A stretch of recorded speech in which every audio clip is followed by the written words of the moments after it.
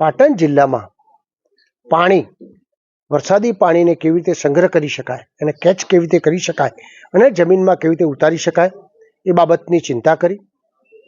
આદરણીય કેન્દ્ર સરકારમાં CR પાટીલ સાહેબે ચિંતા કરીને એક ગાઈડલાઈન બહાર પાડી છે. એ મુજબ આદરણીય ભૂપેન્દ્રભાઈ પટેલ સાહેબે દરેક ધારાસભ્યશ્રીને આ ફેર 1.5 કરોડના 2.5 કરોડ રૂપિયા કર્યા છે. એમાં 50 લાખ રૂપિયા તમામ ધારાસભ્યશ્રીએ આ બાબતે પાણીના વાપરવા એનો પરિપત્ર પણ હમણાં કરવામાં આવ્યો છે. અને પરિપત્રના આધાર પર અમે બધાએ સામૂહિક એક મિટિંગ કરીને પાટણ જિલ્લો જે આજે 7મા નંબરે જે છે એને કેવી રીતે પાણીના સ્તર ઊંચા આવે એ બાબતની ચિંતા કરવાનો સમય સમજીને બધાએ ચિંતા કરી છે. કલેક્ટરશ્રી એના ચેરમેન છે.